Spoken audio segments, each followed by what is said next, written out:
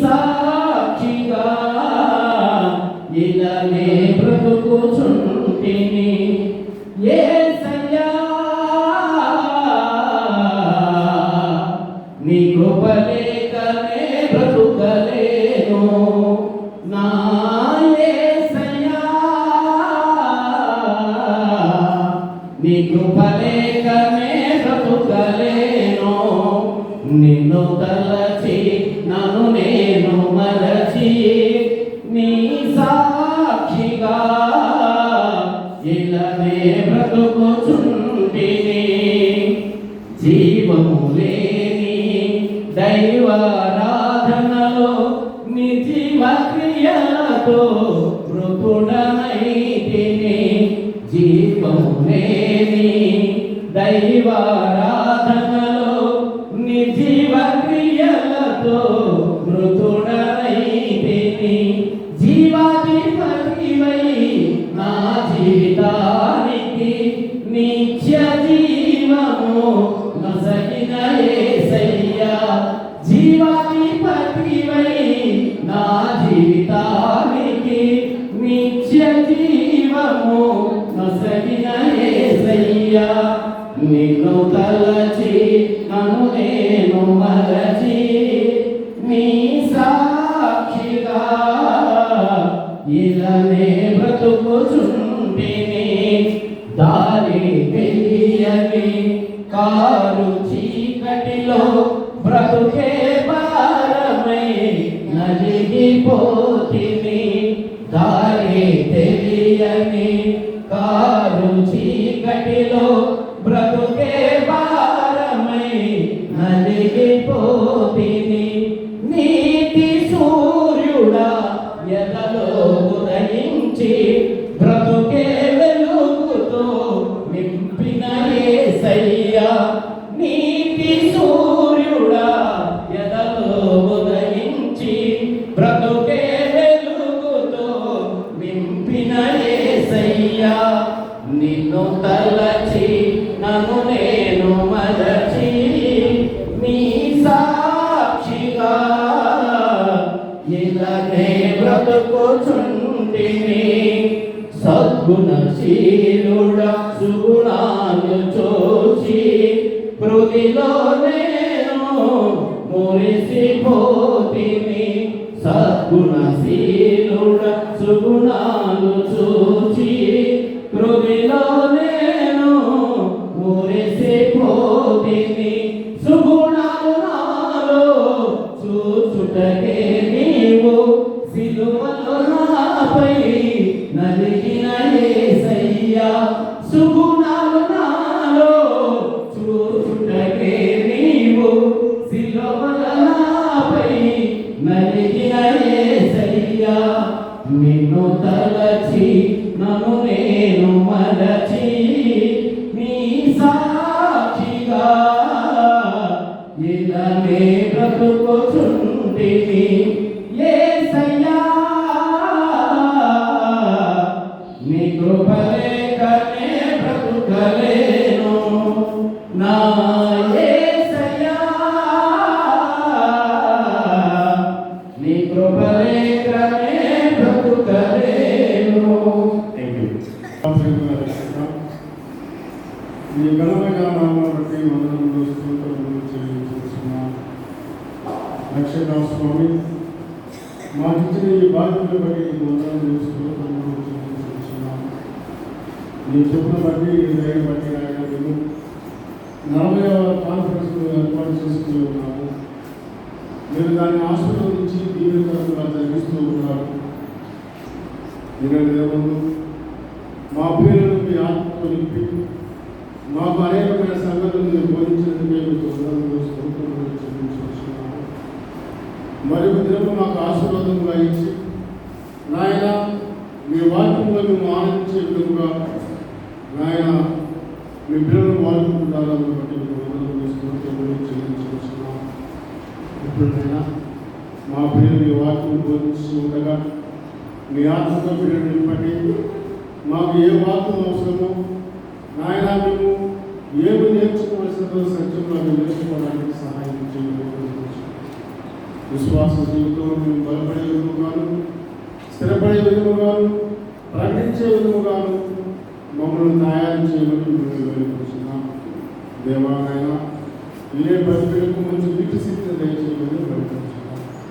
దైవానికి వందలు చెల్లించుకుంటూ ఈ ప్రార్థన మా ప్రభుత్వం మా రక్షకుడైన యేసు ప్రభునామములో ప్రార్థన చేసి అడిగి వేడుకుంటున్నాము తండ్రి. ఆమేన్. చిన్న ప్రార్థన చేస్తున్నాం. దయగలిగిన దేవ మా తండ్రి, ఈ యొక్క పరిశుద్ధమైన నామమునకు వందనములు, స్తుతులు, స్తోత్రాలు చెల్లిస్తూ ఉన్నాం. మమ్మల్ని ప్రేమించి మీరు మాకు ఇచ్చిన ఈ కాన్ఫరెన్స్ బట్టి వందనాలు. ఇక్కడికి వచ్చిన ప్రతి ఒక్కరు కూడా యేసయ్య నిన్ను ప్రేమించి వచ్చారు. మా మాటలు విందామని కాదు, మమ్మల్ని చూద్దామని కాదు. మా దేవ మా తండ్రి కేవలం నిన్ను ప్రేమించి నీ మాటలు వినాలని, నిన్ను గురించి తెలుసుకోవాలన్న ఆశతో వచ్చారు. దయచేసి మీరు సహాయం చేయవలసిందిగా, మీరు మాట్లాడవలసిందిగా కోరుతున్నాం. దేవా, మరి మీ యొక్క సన్నిధిలో ఈ సహోదరులు ఎదుట మరొకసారి నేను అల్పుడుగా మరి నిష్ప్రయోజకులని ఒప్పుకొంచున్నాను. నీవు గొప్ప దేవుడు, చాలా చాలా గొప్ప దేవుడు. చాలా బలమైన వారిని కాదు, చాలా చాలా బలహీనంగా కూడా నీవు మరి పట్టుకొని నీ యొక్క చేతితో, నీ యొక్క ఆత్మతో నీవు నడిపించి నీ నామానికి మహిమ తెచ్చుకుంటావు. మరి ఆ రీతిగా మరొకసారి ఈ మధ్యాహ్నం వల్ల మీరు మాకు సహాయం చేయవలసిందిగా వేడుకొంచున్నాం. మీ యొక్క ఆత్మశక్తితో మీరు మాతో మాట్లాడవలసిందిగా ప్రార్థిస్తూ ఉన్నాం. దేవా, ఈ సమయంలో నేను నా కోసం కూడా ప్రార్థన చేస్తూ ఉన్నాను. ఈ వాక్యం చెప్పి దీని ప్రకారం జీవించకపోతే మరి నా అంత దౌర్భాగ్యం ఎవరు ఉండరు. దయచేసి మరి ఏ వాక్యం అయితే చెప్తానో దానిని నేను కూడా నా జీవితంలో చేయటానికి, అనుసరించడానికి నాకు కావాల్సిన కృపను కూడా దయచేయండి. అలాగే ఇక్కడ చేయవలసిన వారికి కూడా వారు కూడా నీ యొక్క వాక్య ప్రకారం జీవించేటప్పుడు నీ యొక్క దైవ కృపను వారికి కూడా దయచేయమని వేడుకుంటున్నాం. ఈ ప్రార్థన అంతటిని మమ్మల్ని ప్రేమించి మా ప్రభువుని శిలువలో చనిపోయి తన రక్తము కాల్చిన యేసుక్రీస్తు యొక్క ప్రేమ కలిగిన నామములో ప్రార్థిస్తూ ఉన్నాం తండ్రి. ఆమేన్. మరి చాలా ప్రయాణం చేసి వచ్చారు. మీ అందరికీ చాలా వందనాలు. ఇంకా మరి సంతోషం ఏంటంటే మా హైదరాబాద్ నుంచి కూడా కొంతమంది సౌకర్యాలు వచ్చి అటెండ్ అవుతామంటున్నారు. ఆ విషయం కూడా చాలా సంతోషంగా ఉంది. నాకు ఇచ్చిన టాపిక్ విశ్వాసం అని నాకు ఇచ్చారు. అది షెడ్యూల్ ప్రకారం అయితే 3:20కి ప్రారంభమయ్యి 4:00కల్లా ముగియాలా. మరి షెడ్యూల్ ప్రకారం ఉండాలంటే ఇంకా 15 నిమిషాల్లో మొత్తం అయిపోవాలి. సరే, నాకు ఇచ్చిన టాపిక్ ఏంటంటే విశ్వాసం. ఈ టాపిక్ని 3 భాగాలుగా పెట్టుకోవచ్చు. అసలు ఫస్ట్ సెక్షన్ ఏంటంటే విశ్వాసం అంటే ఏంటి? ఈ బిల్డింగ్ ఒక ఫౌండేషన్ ఉంది కదా, అవునా కదా? ఈ బిల్డింగ్ నిలబడాలంటే ఫౌండేషన్ ఉంది. మరి విశ్వాసానికి ఫౌండేషన్ ఏంటి? రెండవది ఏంటంటే విశ్వాసము క్రియలు. విశ్వాసం అంటే చాలా, దాంతోపాటు క్రియలు కావాలి. మూడవ అంశం ఏంటంటే విశ్వాసము శిష్యులుగా మారటం. విశ్వాసం ఉంటే చాలా, మనం యేసయ్య శిష్యులాగా అవ్వాలి కదా. కాబట్టి ఈ 3 టాపిక్స్ని మరి వీలైనంత త్వరగా ముగించుకున్నాం. ఇంటర్మీడియట్లో ఉన్నప్పుడు మా కెమిస్ట్రీ సార్ ఒక మాట అనేవాడు, అరే మీరు చెక్క మొహాలు వేసుకుని చూస్తున్నారు అనుకోండి, నేను చెప్పేది ఏది నీకు అర్థం కావట్లేదు, ఈ మొహం చూస్తేనే నాకు అర్థమైపోయింది అని ఆయన ఒక 10 ఏళ్ళ క్రితం చెప్పాడు.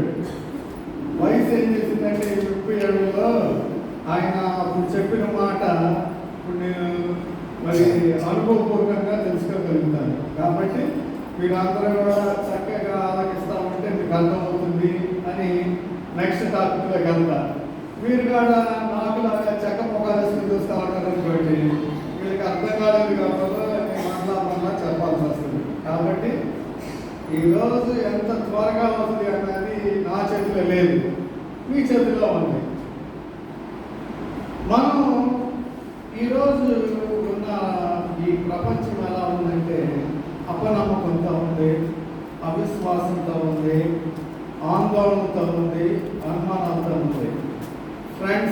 ఫ్రెండ్స్ని నమ్మలేని స్థితి, ఒకే కుటుంబంలో బ్రదర్స్ సిస్టర్స్ నమ్మలేని స్థితి. చర్చెస్లో కూడా నేను ఏదైనా తప్పు చేస్తే అది ఎవరిదన్నా ఒప్పుకోవాలంటే ఎవరిని నమ్మాలా, ఎవరిని నమ్మకూడదు, ఈ మాస్టర్ గారికి చెప్తే భార్యకి చెప్తాడేమో, ఆమె 10 మందికి చెప్తాము అని మనం ఒక అపనమ్మకమైన అవిశ్వాసమైన ప్రపంచంలో ఉన్నాం. ఇలాంటి సమయంలో విశ్వాసం అంటే ఏంటి అన్న ప్రశ్న మరి మనందరం కూడా ఒకసారి వేసుకుంటే మంచిది. ఈ విశ్వాసం అనే దానికి మంచి డెఫినేషన్ నూతన బంధంలో అపోస్తల కార్యంలో ఒక ఆయన ఒకే ఒక మాటతో తెచ్చి చెప్పేశాడు. ఆ మాట జస్ట్ వింటే ఆ మాటలో లోతు మనకి అర్థం కాదు. చూడండి, డబ్బులు బాగా ఉన్నప్పుడు, ఆరోగ్యం బాగా ఉన్నప్పుడు, వయసు ఉన్నప్పుడు, అన్ని చక్కగా నడుస్తూ ఉన్నప్పుడు యేసయ్యా నేను నిన్ను ప్రేమిస్తున్నాను అని చెప్పడం చాలా తేలిక. అనారోగ్యంతో ఉన్నప్పుడు, ఆర్థిక ఇబ్బందులతో ఉన్నప్పుడు, మనం అందరూ దూషిస్తూ ఉన్నప్పుడు యేసు క్రీస్తు కోసం జీవించడానికి బలమైన విశ్వాసం కావాలా? అది ఈరోజు ఒక వ్యక్తి దగ్గర నుంచి, యేసు ప్రభువు కాదు, ఆయన ఎరిగిన ఒక వ్యక్తి నుంచి మనం నేర్చుకోవచ్చు. ఈయన స్టేట్మెంట్ ఇచ్చినప్పుడు ఎలాంటి పరిస్థితిలో ఉన్నాడంటే, ఈయన ఒక నావలో ప్రయాణిస్తా ఉన్నాడు. మనందరికీ ఓడ ఎక్కిన అనుభవం లేదు కాబట్టి ఆయన ఎలాంటి పరిస్థితిలో ఉన్నాడో ఊహించుకోవడానికి మనం ట్రైన్లో ఉన్నట్టుగా ఊహించుకోవచ్చు కదా, ఎందుకంటే మనందరం ట్రైన్లో ఎక్కాం. ఈయన ఇటలీ అనే దేశం నుంచి ఒక ఓడలో వెళ్తామన్నాడు, ఖైదీగా వెళ్తామన్నాడు. ఈ దారిలో పెను గాలి ఎదురైంది, ఓడను నడిపడం చాలా కష్టంగా ఉంది. ఓడ తుఫాన్లో చిక్కుకుంది. ఈ తుఫాన్లో చిక్కుకున్న నావ ఆ తుఫాను తీవ్రతకి బద్దలైపోయిందేమో అన్నంత భయంగా ఉంది. వీళ్ళు కొన్ని రోజులుగా ప్రయాణిస్తామన్నారు. ఈ ప్రయాణం ఎంత భయంకరంగా ఉందంటే, కొన్ని రోజుల పాటు అసలు సూర్యుడు కనపడలేదు, నక్షత్రం కనపడలేదు, పెద్ద గాలి, తుఫాను. పరిస్థితి ఎంత భయంకరంగా ఉందో చూడండి. ఈ వ్యక్తితో పాటు ఇంకా 267 మంది ఆయనతో ఉన్నారు. వాళ్ళకైతే అసలు భక్తిగా ఆశ లేదు, ఉంటామో పోతామో అన్నంత ఆందోళన ఉన్నారు. ఇలాంటి సమయంలో ఆయన ఒక మాట అన్నాడు. అది అపోస్తలుల కార్యం గ్రంథం 27వ అధ్యాయంలో ఉంటుంది. మరి సమయం మనకి లేదు కాబట్టి ఎక్కువగా కొన్ని వచనాలు ఫాస్ట్గా చదువుతాం.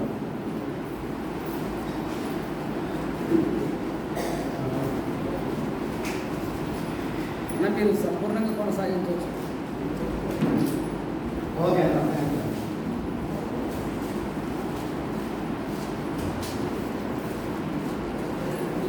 అపోస్తలుల కార్యముల గ్రంథం 27వ అధ్యాయము 1వ వచనంలో ఇక్కడ అక్కడక్కడ చదువుతాం, త్వరగా ఉండాలి, సమయాన్ని సద్వినియోగం చేస్తున్నాం.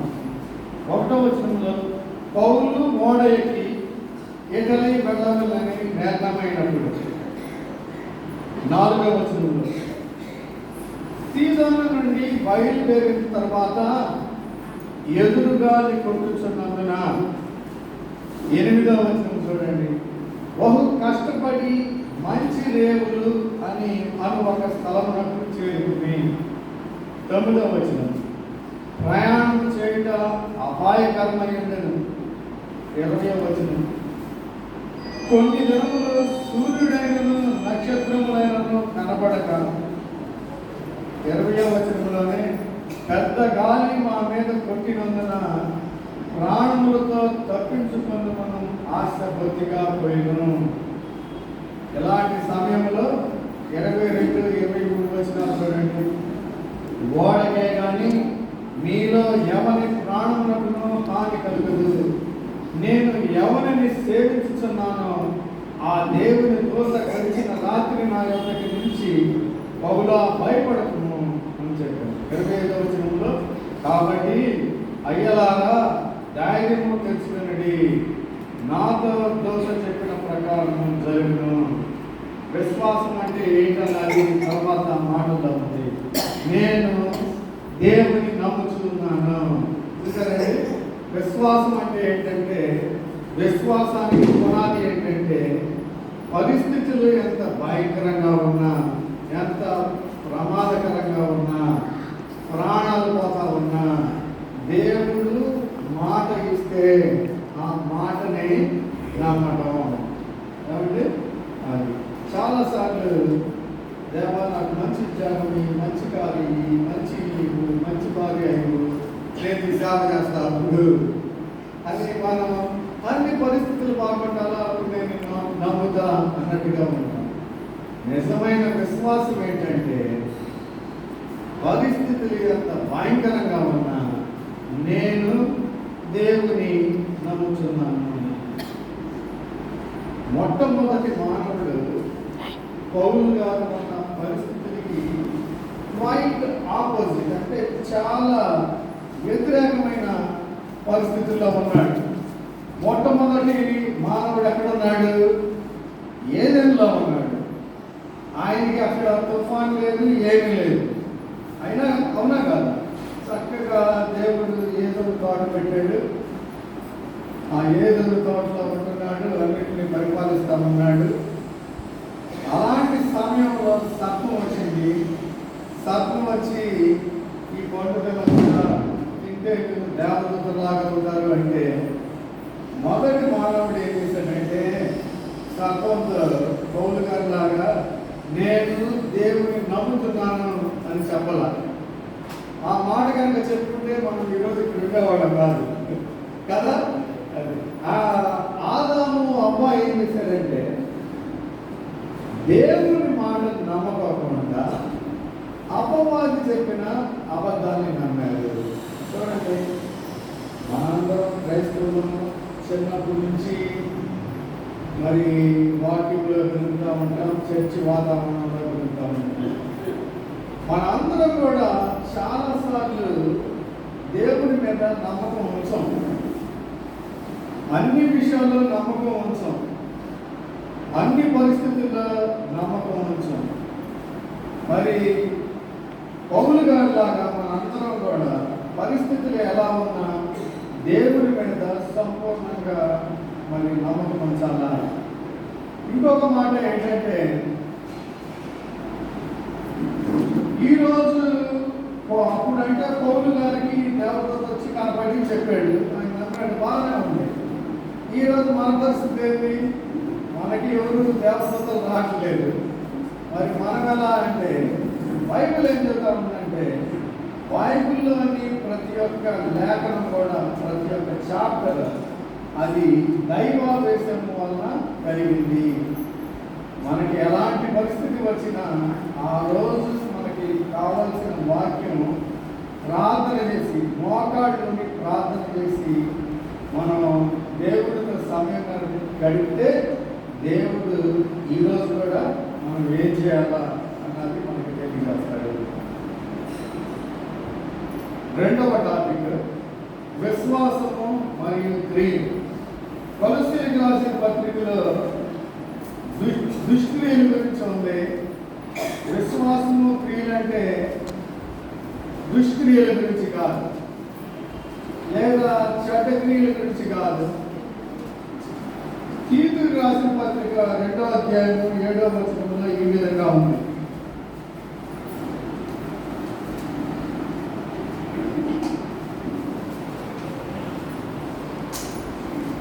నిన్ను నీవే సత్కార్యముల విషయమై మాదిరిగా కనపరచడము. మీ అందరికీ విశ్వాసం ఉంది కదా, ఉందా లేదా? మరి ఈరోజు ఇక్కడికి ఎందుకు వచ్చారు? ఎందుకు వచ్చారంటే ఇదిగో పౌలు గారు చెప్పిన ఈ మాట నెరవేర్చడం కోసం నిన్ను నీవే మంచి పనుల విషయమై మాదిరిగా ఉండదు. దేవుని సన్నిధిలో గడపడం అనేది అది ఒక మంచి క్రియ. ఈ మనము దేవుని సన్నిధికి వచ్చినప్పుడు ఈ ఆజ్ఞను నెరవేర్చిన వారంగా ఉంటాం. మనందరికీ విశ్వాసంతో పాటు క్రియలు కూడా అవసరం. అయితే ఈ మధ్య ఏం జరుగుతూ ఉందంటే బైబిల్లో నుంచి కొంతమంది కొన్ని వాక్యాలు తీసుకుని అయ్యా విశ్వాసం ఉంటే చాలు, క్రియలు అక్కర్లేదు అని అంటా ఉన్నారు. మరి రోమిలికి రాసిన పత్రిక 3వ అధ్యాయము 28లో ఈ విధంగా ఉంది. కాగా ధర్మశాస్త్ర సంబంధమైన క్రియలు లేకుండా విశ్వాసము వలననే మనుషులు నీతిమంతులుగా తీర్చబడుతూ ఉన్నారు. మనుషులు నీతిమంతులుగా ఎలా తీర్చబడుతున్నారు? ఈ మాట ప్రకారం విశ్వాసము వలనే. ఇది చక్కగా చెబుతూ ఉన్నాడు. క్రియలు లేకుండా విశ్వాసము వలనే మనుషులు నీతిమంతులుగా తీర్చబడుతున్నారు. మరి బైబిల్లోనే ఇంకో చోట యాకోబు రాసిన పత్రిక 2వ అధ్యాయము 24లో ఈ విధంగా ఉంది. మనుషుడు విశ్వాస మూలమున మాత్రము కాక క్రియల మూలమున నీతిమంతుడని ఎంచబడును. ఈ మాట మీకు అర్థమైందా? లేదా కెమిస్ట్రీ పాఠం లాగా ఉందా? పౌలు గారు ఏమంటున్నాడంటే మనుషులు విశ్వాసం వలన క్రియల వల్ల కాదు, విశ్వాసం వల్ల నీతిమంతులుగా తీర్చబడతారు అని చెబుతా ఉన్నాడు. యాకోబు గారు ఇంకొక ఆయన ఏమంటున్నాడంటే అయ్యా విశ్వాసం వల్ల కాదు, క్రియల మూలంగా కూడా నీతిమంతులుగా తీర్చబడుతూ ఉన్నారు. ఎవరు కరెక్ట్? చాలాసార్లు చాలా మంది ఏం చేస్తారంటే అక్కడ ఏం జరుగుతుంది, ఎవరితో మాట్లాడతామన్నారు అన్నాన్ని ఆలోచించుకోకుండా చాలా మంది వాళ్ళకి నచ్చిన టెక్స్ట్ వరకు తీసుకుని వాళ్ళకి బోధకి కావాల్సిన విధంగా మార్చుకుంటారు. ఇక్కడ రెండు స్టేట్మెంట్స్ ఉన్నాయి. ఒకటేనాను వర్క్స్ లేదు, మీరేం చేయనక్కర్లా, హృదయంలో నమ్మితే చాలు నువ్వు నీతిమంతుడివి. ఇంకొక యాకోబు గారు ఏమంటా ఉన్నాడంటే ఫెయిత్ ఒకటే కాదు, యాక్షన్స్ కూడా ఉండాలా, క్రియలుగా ఉండాలా, అప్పుడే నీకు నీతిమంతులుగా మరి ఈ సమయం లేదు. కానీ మీరు ఇంటికెళ్ళి ఈ 2 అధ్యాయాలు చూస్తే వీళ్ళిద్దరూ కూడా వాళ్ళ స్టేట్స్మెంట్స్కి సపోర్ట్ చేసుకోవడానికి ఇద్దరు కూడా అబ్రహామునే తీసుకున్నారు. ఇద్దరు కూడా అబ్రహామునే తీసుకుని అబ్రహాము దేవుడిని నమ్మాడు, అది అతనికి నీతిగా ఎంచబడింది అని ఒక ఆయన నువ్వు నమ్మితే చాలంటున్నాడు. ఇంకొక ఆయన అదే అబ్రహాము తీసుకుని అదే అబ్రహాము దేవుడిని నమ్మాడు, క్రియలుగా చేశాడు అంటాము. మనకి ఎప్పుడు కూడా బైబిల్ చదివేటప్పుడు కాంటెక్స్ట్ అనేది ఏ సందర్భంలో ఎందుకు చెబుతున్నారు అనేది మనకి చాలా అవసరం. ఇప్పుడు ఆదికాండం 15వ అధ్యాయం ఒకసారి చూడండి.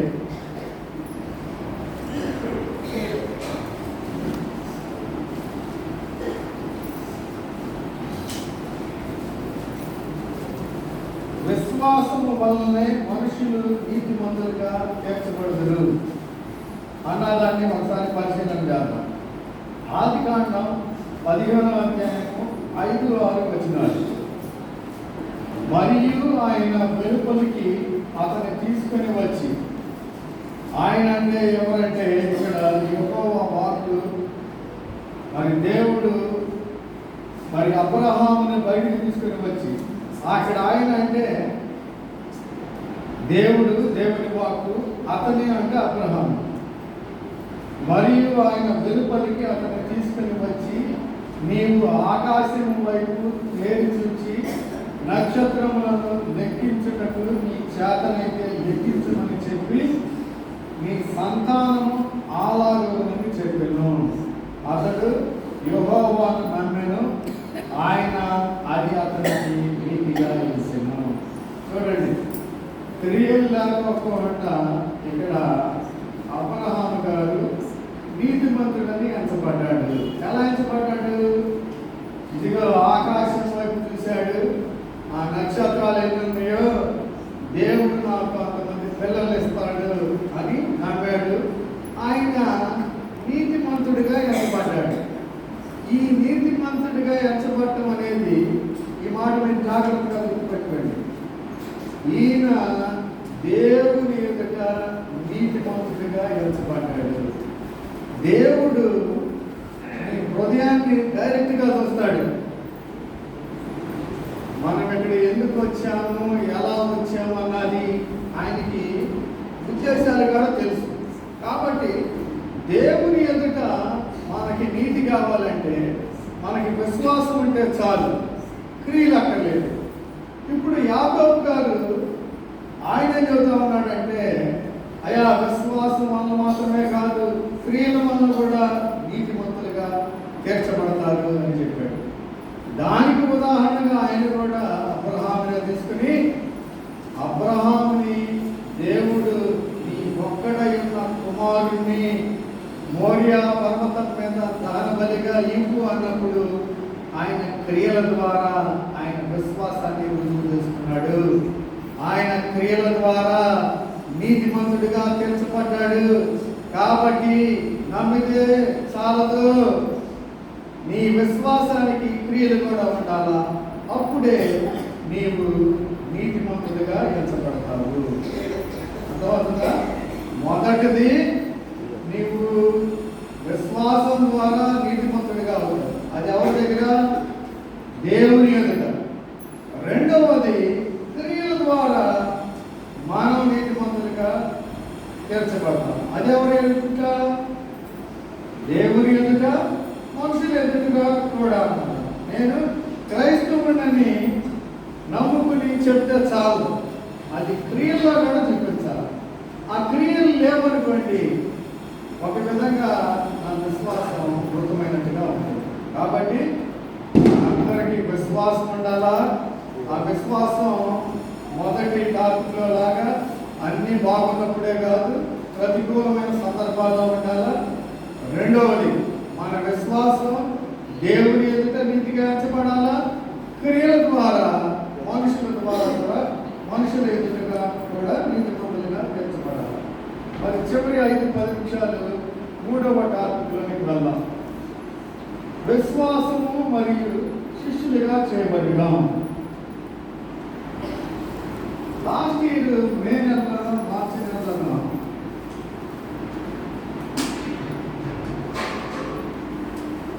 IPL ఫైనల్ మ్యాచ్ జరిగింది. ఎవరెవరికి జరిగిందో తెలుసా? IPL 2024. సరే, దాన్ని చెప్పుకునే ముందు మత్తయి సువార్త 28వ అధ్యాయం 19వ వచనం ఒకసారి చూద్దాం.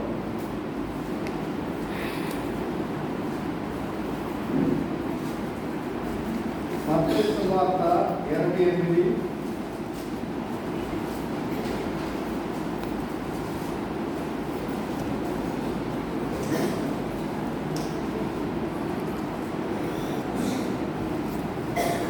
ఇక్కడ యేసు ప్రభు ఈ వాక్య భాగం గురించి ఉదయం పాలనగా మాట్లాడాడు. తండ్రి యొక్క, కుమారుని యొక్క, పరిశుద్ధాత్మ యొక్క నామంలో అందరికీ బాప్తిసం ఇవ్వాలని. దానికి ముందు ఇంకొక మాట ఉంది, 19వ వచనం. ఇది యేసయ్య తన శిష్యులతో ఆయన చేసిన ఆఖరి ఆజ్ఞ. దీన్ని ఇంగ్లీష్లో గ్రేట్ కమిషన్ అని కూడా అంటారు. ఇక్కడ చూడండి, కాబట్టి మీరు వెళ్ళి సమస్త జనులను శిష్యులుగా చేయండి. యేసయ్య ఇక్కడ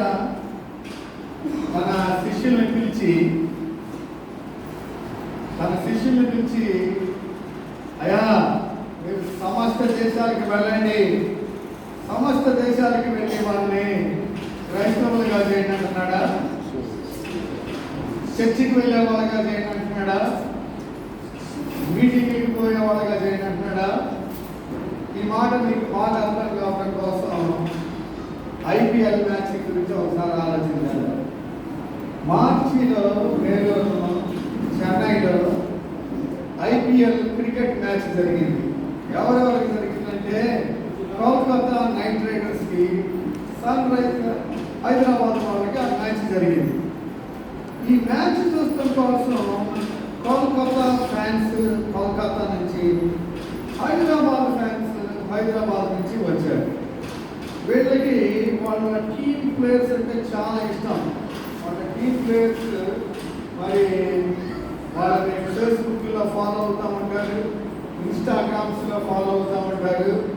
వాళ్ళు ఈ టీవీలో చూస్తూ ఉంటారు, లేదా స్టేడియంలోకి వెళ్ళి చూస్తూ ఉంటారు.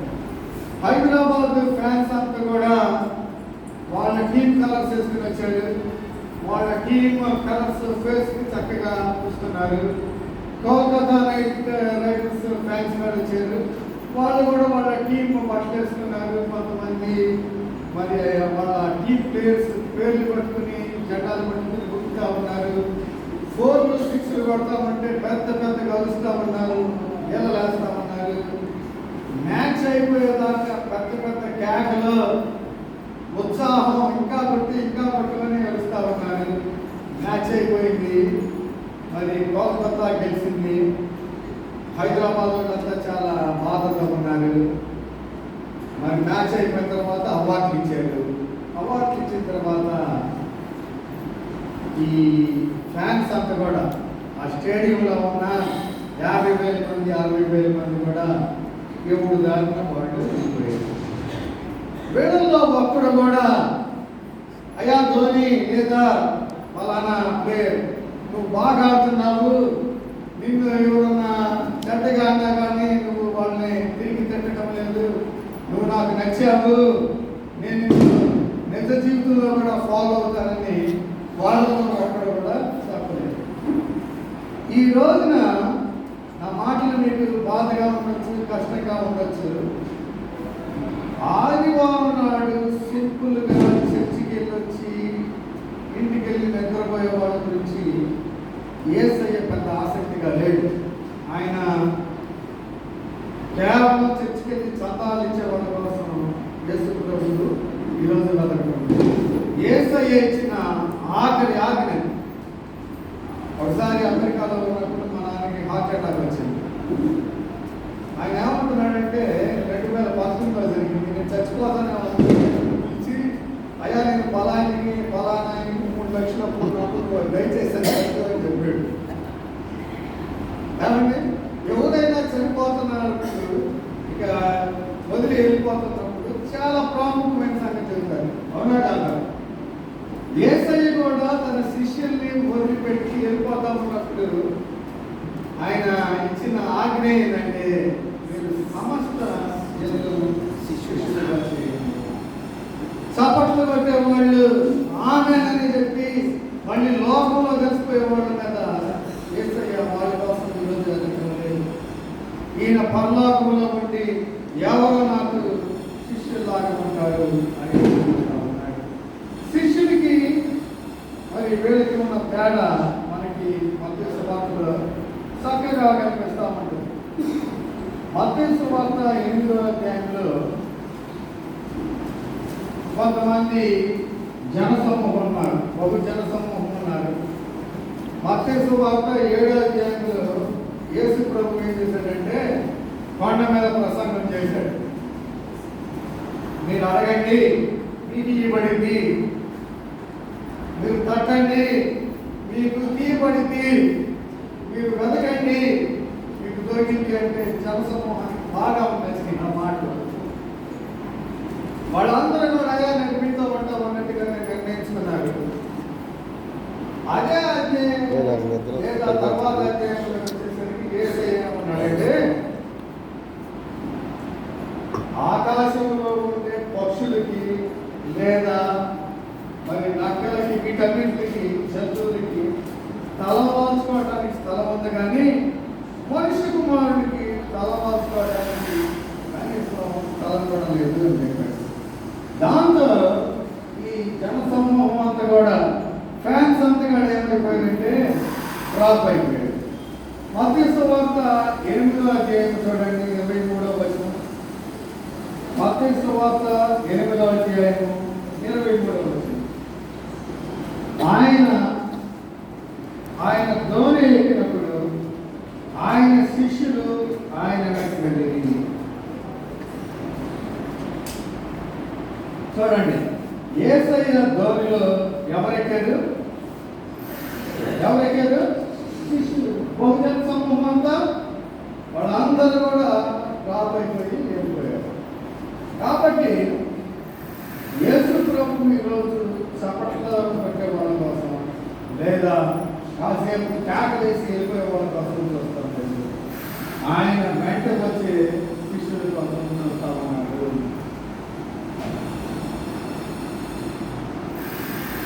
ఇదే మత్తయి సువార్త మరి 8వ అధ్యాయము 1-4 ముగించుకున్నాం. ఈ 2 ఉదాహరణలు చూసి మత్తయి సువార్త 8వ అధ్యాయము 1-4 వచనాల్లో ఒక దుష్టుడు ఉన్నాడు. ఈయన వచ్చి, ప్రభువా నీకు ఇష్టమైతే నన్ను శుద్ధినిగా చేయగలవు అని అన్నాడు. అదే అధ్యాయము 8వ అధ్యాయము 5వ వచనం నుంచి 13 వరకు ఒక శతాధిపతి ఉన్నాడు. ఈ శతాధిపతికి ఒక సేవకుడు ఉన్నాడు. ఆ సేవకునికి రోగం వచ్చింది. ఆయన ఏం చేశాడంటే యేసయ్య దగ్గరికి వచ్చి, అయ్యా నేను కూడా నీకులాగే అధికారం కలిగిన వాడిని. ఒకడిని పొమ్మంటే పోతాడు, ఒకడిని రమ్మంటే వస్తాడు, ఒకడిని నుంచో అంటే నుంచుంటాడు. కాబట్టి దయచేసి నువ్వు నా సేవకుని స్వస్థపరచు, నువ్వు మాట మాత్రం సెలవివ్వు అన్నాడు. కుష్ఠరోగి స్వస్థత పొందాడు. ఈ సేవకుడు శతాధిపతి సేవకుడు కూడా స్వస్థత పొందాడు. శతాధిపతి యొక్క విశ్వాసాన్ని చూసి యేసయ్య ఆశ్చర్యపడి ఆయన విశ్వాసాన్ని మెచ్చుకుంటా ఉన్నాడు. ఈ మాటలు వినండి, 5 నిమిషాల్లో ముగించుకున్నాం. కుష్ఠరోగి వచ్చాడు, అయ్యా నీకు ఇష్టమైతే అని ఒక స్వల్ప విశ్వాసంతో, నీకు ఇష్టమైతే నన్ను స్వస్థపరచు అని యేసయ్య దగ్గరికి వస్తే యేసయ్య ఆయన చూసి వేయలేదు, ఆయన్ని స్వస్థపరిచాడు. నువ్వు శుద్ధుడు అవడం నాకు ఇష్టమే అన్నాడు. ఆయన స్వస్థపడ్డాడు. రెండో ఆయన శతాధిపతి. ఈయన గొప్ప విశ్వాసంతో వచ్చాడు. అయ్యా నా కింద సేవకులు ఉన్నారు, నేను చెప్పింది వాళ్ళు చేస్తారు, నువ్వు కూడా ఈ రోగాన్ని నేను నా సేవకులకి ఎట్లా ఆపేయగలుగుతానో నువ్వు కూడా అలా ఆపేయగలుగుతావు. ఒక్క మాట చెప్పు చాలు, నా దాసుని స్వస్థపడతాడు అని గొప్ప విశ్వాసాన్ని కనపరిచాడు. దేవుడు ఆయన తెలుసుకున్నాడు. చూడండి, ఈరోజు మనం ఏ కేటగిరీలో ఉన్నామన్నది ప్రశ్నించుకోవాలి. యేసయ్య దగ్గరికి వచ్చినప్పుడు మనందరూ కూడా మరి ఫస్ట్ వచ్చినప్పుడు బహు జన సమూహాలాగా వచ్చి ఉండొచ్చు. ఆయన మాటలు విందాం, చర్చికి వెళ్దాము. నా ఫ్రెండ్స్ కొంతమంది హిందూస్ ఉన్నారు, వాళ్ళకి యేసయ్య అంటే నిజంగా తెలియదు. కానీ ఆయన ఏమంటారంటే చర్చికి వస్తే నాకు ఎంతో నెమ్మది ఉంటుంది, చాలా పీస్ఫుల్గా ఉంటుంది, ఆ మ్యూజిక్ బాగుంటుంది అంటారు. వాళ్ళకి ఏంటంటే యేసయ్యతో వాళ్ళకి ఎలాంటి కనెక్షన్ లేదు. మనం ఎలా ఉన్నామన్నది ఈరోజు ప్రశ్నించుకోవాలి. మనం మొదటిసారి బహు జనసమూహంలో ఉండొచ్చు, అయితే మనం అక్కడితో ఆగిపోకూడదు. కనీసం మనం ఈ కుష్ఠరోగిలాగా మరి చిన్న విశ్వాసమైన, కొద్ది విశ్వాసమైన చూపించేవాళ్ళ. ఆ తర్వాత మనం ఆ అల్ప విశ్వాసంతో ఆగిపోకూడదు. ఈ శతాధిపతిలాగా మనం కూడా యేసయ్య యొక్క మరి బలమైన విశ్వాసం కలిగి ఉండాలి. యేసయ్య మెచ్చుకునేటట్లుగా మనం విశ్వాసం ఉండాలి. ముగించుకుందాం. చూడండి, ఈరోజు మనం విశ్వాసము పునాది, విశ్వాసము క్రియలు, విశ్వాసము శిష్యులుగా మాట గురించి విన్నాం. మనందరికీ కూడా పౌలు గారిలాగా పరిస్థితి ఎలాంటిదైనా యేసయ్య దేవా నేను నిన్ను నమ్ముతాను అన్న విశ్వాసం ఉండాలి. ఆ తర్వాత విశ్వాసం హృదయంలో ఉంటే చాలు, మన జీవితంలో కూడా మేము విశ్వాసం అని క్రియల ద్వారా చూపించాలి. మన విశ్వాసం ప్రారంభంలో స్వల్పంగా ఉండొచ్చు, కానీ కాలక్రమేణా సంవత్సరాలు గడిచే కొద్దీ మనం బలమైన విశ్వాసులుగా శిష్యులాగా ఉండాలి. ఫ్యాన్స్ లాగా కాదు మనం ఉండాలి, మనం శిష్యులాగా ఉండాలి. చూడండి, శిష్యులాగా ఉండటం అనేది అంత తేలిక కాదు. యేసయ్యని నిజంగా వెంబడించాలంటే దానికి మనం పే చేయాల్సిన కాస్ట్ కూడా ఉంది, మనం చెల్లించాల్సిన మూల్యం కూడా ఉంది. కొన్నిసార్లు శ్రమలు వస్తాయి, కష్టాలు వస్తాయి, మరి నష్టాలు కూడా వస్తాయి. కొన్నిసార్లు తల్లులు తినాల్సి వస్తుంది, కేవలం చేయబడతాం, తిరస్కరించబడతాం. మన కాస్ట్ ఎంత ఎక్కువ ఉంటుందో పరలోకంలో ఈ లోకంలో కూడా మనకి వచ్చే రివార్డ్ కూడా అంతే ఎక్కువ ఉంటుంది. యేసయ్య మనం ఆయన్ని తన సిలువని ఎత్తుకొని మన సొంత ఇష్టాన్ని తిరస్కరించి ఆయన సిలువని ప్రతిరోజు ఎత్తుకొని ఆయన్ని వెంబడించే శిష్యులుగా ఉండాలని కోరుకుంటా ఉన్నాడు. ఆయన్ని వెంబడిస్తూ ఉన్నప్పుడు మనకి కష్టాలు ఉంటాయి, నష్టాలు ఉంటాయి. కానీ ఇదిగో యేసయ్య ఒక ఉపమానంలో చెబుతాడు, కొన్ని 30% 60% 100% కలిసి మనం నిజంగా శిష్యులాగా ఆయన వెంబడిస్తాడు. దేవుడి దగ్గర నుంచి 100 ఆశీర్వాదం పొందేవారుగా ఉంటాం. చివరిగా ఒకే ఒక మాట, సాధారణ క్రైస్తవులుగా ఉండాలి అంటే చాలా సింపుల్. ఏంటంటే అది యేసుక్రీస్తు యొక్క రక్తం కిందకు వస్తే చాలు. మనందరికీ కూడా అయ్యా నేను పాపిని, నీ యొక్క రక్తంతో కడుపు అంటే చాలు, క్రైస్తవులతో పరలోకం నీదే. మన ప్రీవియస్ చదువుతున్నప్పుడు యూత్కి, చిన్నపిల్లలకి అర్థం అవడం కోసం వాళ్ళకి ఒక ఎగ్జాంపుల్ చేశారు. మీ అందరికీ కూడా దారుణం తెలుసు కదా. మీ ఊళ్ళో ఏమంటారు, కొంతమంది రాయలసీమలో దాన్ని చెండు అంటారు, అవునా కదా, చెండు. మా ప్రాంతంలో ఏమంటారంటే దారకొండ అంటారు. ఆ పిల్లలతో నేనేం చెప్పానంటే, ఈ దారకొండ ఎక్కువ తీస్తే మొత్తం ఈ చివరి నుంచి ఆ చివరి దాకా ఎక్కువ తీస్తే అది ఎంత దూరం ఉంటుంది అని అడిగాను. వాళ్ళు ఏమన్నారంటే అన్న కిలోమీటర్ అన్నా ఉంటుంది అని చెప్పారు.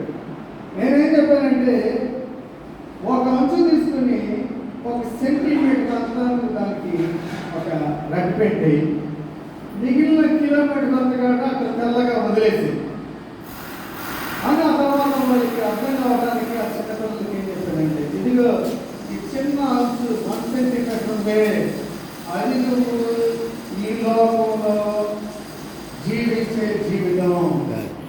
మిగిలిన కిలోమీటర్ ఈ దారపు ఉండకి చెట్టుకైనా ఒక ఎండలో కానీ దానికి ఒక ముగింపు ఉందేమో కానీ కొన ఉందేమో కానీ పరలోకంలో నువ్వు నేను యేసయ్యతో గడిపే ఆ యుగ యుగాలకి ఎండలేదు.